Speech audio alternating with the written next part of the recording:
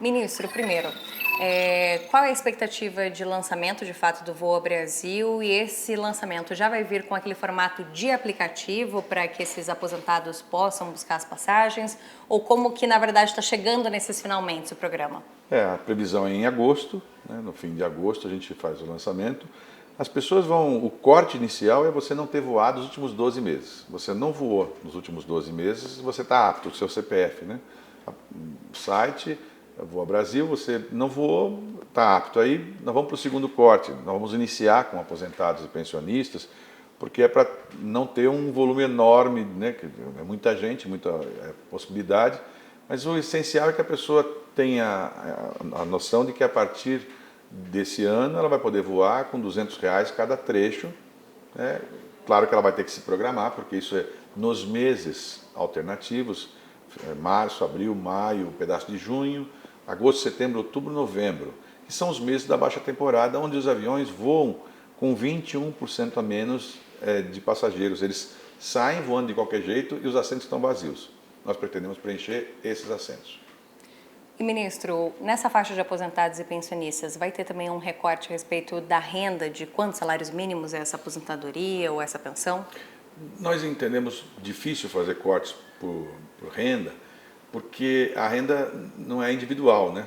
Você tem um casal, por exemplo, como cada pessoa pode adquirir 4 trechos, no meu entendimento, é aposentado e pensionista, todos eles. O aposentado e pensionista é alguém que estiver na Previdência, né? É o primeiro dos cortes, mas depois, com o tempo, a gente vai implementando para todos, porque o nosso objetivo só é pegar os 90% que não voou. Se você não voou no último ano, até o final do ano que vem, você vai estar apto ao sistema com qualquer outra renda que você tenha.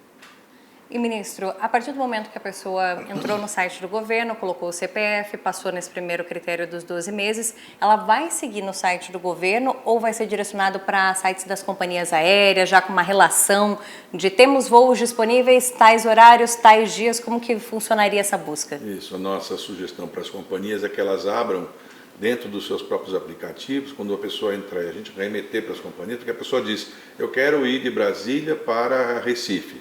E aí ela vai ser remetida para as companhias já com esses voos de Brasília a Recife, que estarão disponíveis aos R$ 200, no prazo que tiverem. E a pessoa faz a opção, porque também dentro dos R$ 200 podem ter as preferências das pessoas, e é claro que as companhias vão fazer em horários. Olha, o meu horário é esse, o seu é aquele, e eu só tenho para maio, eu só tenho para agosto, e a pessoa se programará para essa sua data, né? Qual é a expectativa do Ministério, do governo, a respeito dessa taxa de ociosidade? Porque o senhor mencionou que nesses meses do ano, os aviões eles voam com cerca de 21% a mais de ociosidade. Isso, com menos passageiros, com 79% lotados, né? Perfeito. E esses aposentados e pensionistas, eles devem representar um aumento de quanto nessa ocupação? Quantas pessoas a mais voando por mês? Como é que é essa projeção? A gente está estimando que nessa primeira fase possa chegar a 5% dos 20, né? Quer dizer, dos 21, 5% possam ser preenchidos. Porque como cada um adquire 4 bilhetes, é possível que a pessoa fale, olha, eu não quero ir sozinho, eu quero eu e minha esposa, eu e meu neto, né? Então ela vai comprar 4 pernas de passagem, 4 passagens, vai dar R$ 800. Se a companhia se organizar, faz ainda o financiamento pela companhia ou por bancos, né? E a gente vai ter aí 12 prestações de R$ 72, o que vai permitir que a pessoa sonhe em voar, né? Em vez de ficar pensando de outro jeito, né? E isso pode gerar alguma coisa perto de 250 mil trechos por mês, o que significaria 120 mil pessoas voando a mais. A gente vai ter também voos para regiões do interior do país, ou esse trecho a gente está falando de apenas um voo sem escalas? Porque a gente sabe que tem pessoas que às vezes estão no interior e querem ir para algum outro canto do país, precisa acabar fazendo uma escala, né, nesse voo. Não, a ideia é que seja vendido ponto a ponto, quer dizer, do início ao fim, né? Então eu vou comprar um trecho, sei lá, de Petrolina vou para Recife vem para Brasília, de Brasília para São Paulo. É evidente que eu vou ter que ter uma escala, outra escala, né? Que normalmente quem tem dinheiro prefere não ter as escalas, quer fazer o voo direto. Mas assim, tudo é preferível pelo tempo e pela economia que a pessoa gasta, pelo conforto e pela possibilidade de quem não está acostumado a voar, passar a voar. E além disso, a gente sabe que então é esse público que vai ser colocado dentro da aviação, pessoas que talvez nunca utilizaram um avião antes, e isso pode também movimentar o turismo, pode também movimentar a economia do resto do país. Como que esse programa está esbarrando também com outras áreas do governo? O que vocês já estão projetando para esse aumento do turismo, esse aumento da economia? Acho que em todas as áreas haverá, né, crescimento, evidente, porque você incentiva, né, pessoas a imaginarem que é possível voar e, ao mesmo tempo, nós estamos falando de 90% dos brasileiros. Então, é só 10% que voa no Brasil, então 90% dos brasileiros.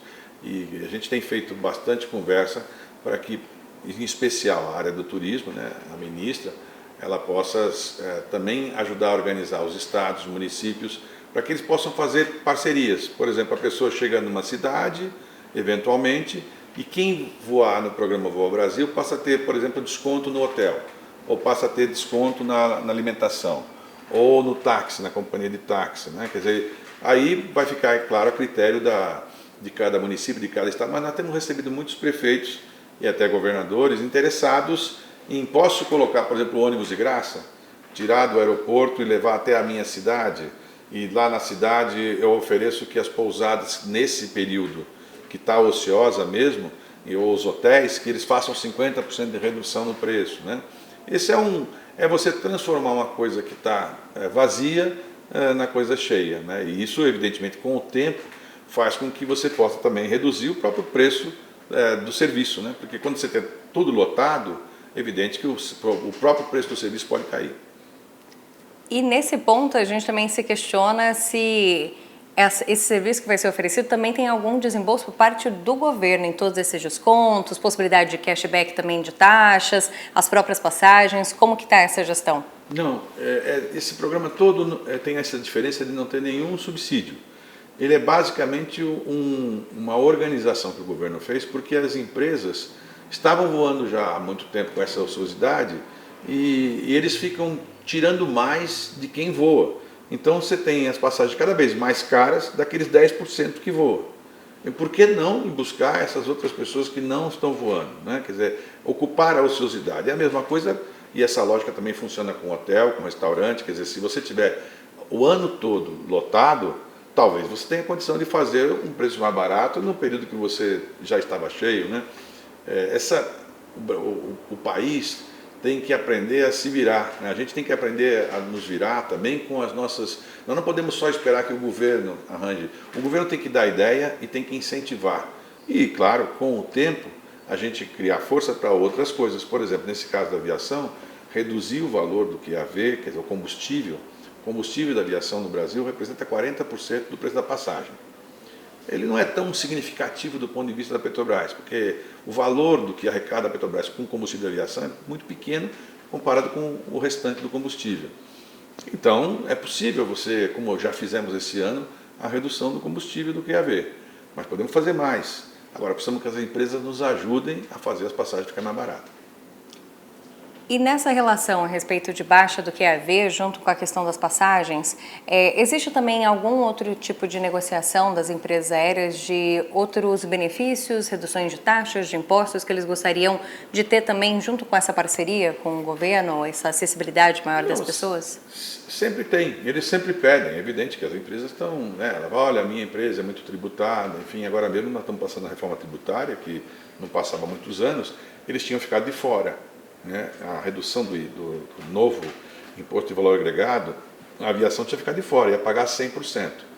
Com essa força política da passagem de R$200, enfim, eles voltaram a ficar com 50%. Quer dizer, essa é uma relação que tem que ser disputada mesmo, elas têm que pleitear as suas vantagens, mas nós pleiteamos é que tenha mais gente voando. Se as pessoas tiverem acesso a voar e que o voo possa ser acessível, né, que nós tenhamos todos os voos lotados, que as pessoas possam voar, eu tenho certeza que as empresas também conseguiriam novos benefícios.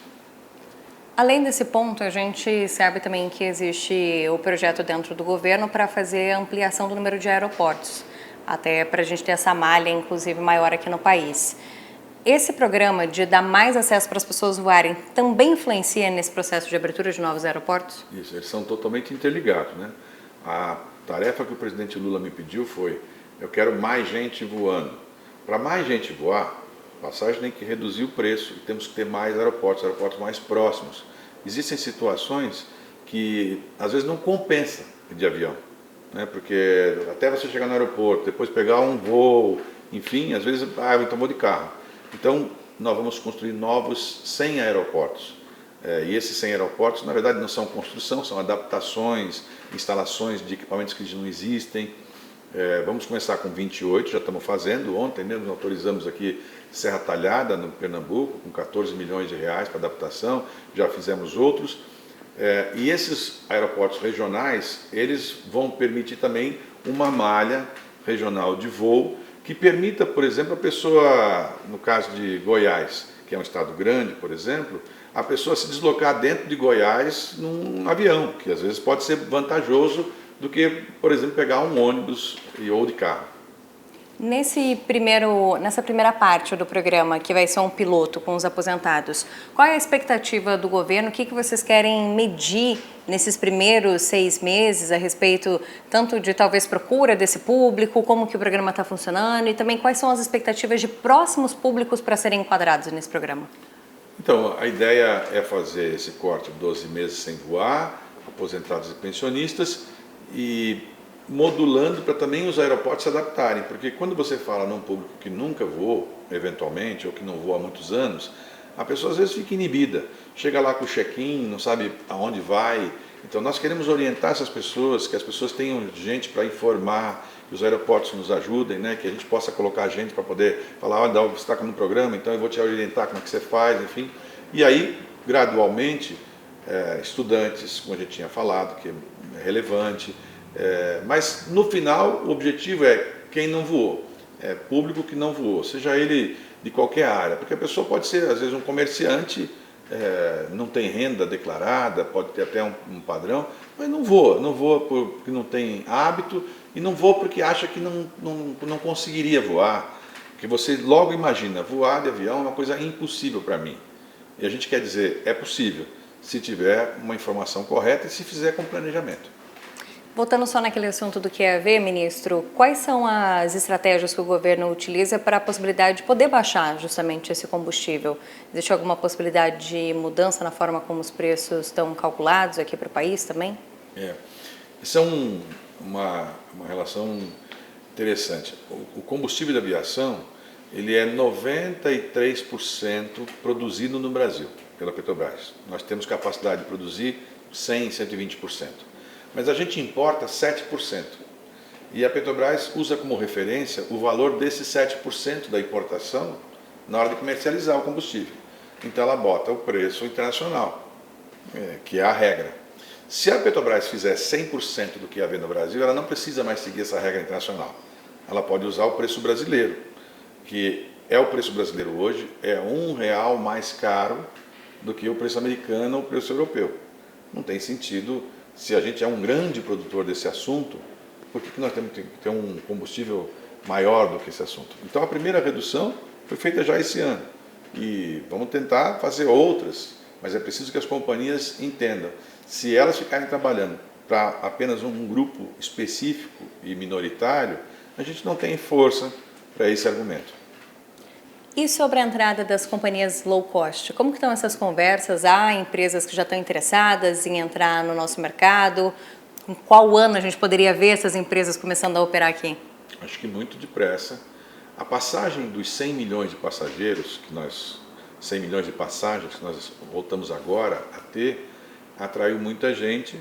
A gente conversou já com algumas empresas, algumas estão testando o mercado brasileiro. Se você afinar a procura, vai ver que já vai ter empresas internacionais fazendo low cost, Brasil e outro país, e essas empresas estão interessadas em fazer isso ainda este ano. Então é possível ter low cost ainda esse ano, operando no Brasil. Mais um motivo das empresas brasileiras se prepararem, porque a low cost entra realmente, ela só voa acima de 95% de ocupação, e normalmente com 100%. Então ela não voa, só que ela tem vantagens, assim, que são facilidades muito, parecem difíceis de ver nas atuais companhias. Por exemplo, você compra uma passagem por uma low cost e você pega aquela passagem, ela é transferível. Você não precisa transferir, você dá o bilhete, você pode presentear alguém com um bilhete da low cost e esse alguém vai para o voo no seu lugar.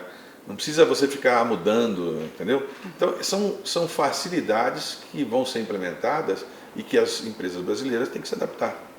E tem já uma previsão de quanto custariam alguns trechos pelas low costs aqui no país? A diferença em relação às empresas que a gente já está habituado? É grande. Sim, se você pegar a média no mundo, né, veja, é preciso entender o que elas vendem.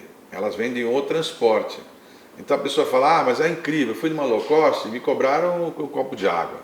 Ela não vende o copo de água, ela vende o transporte. Se você quer comprar um copo de água, ela vai te cobrar. Tudo é cobrado à parte.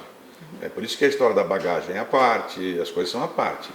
Mas, entretanto, a passagem realmente sai muito mais barata, porque ela voa sempre na plenitude da ocupação. Eu diria que, assim, na média, fica na faixa de uns 50% do valor das outras passagens.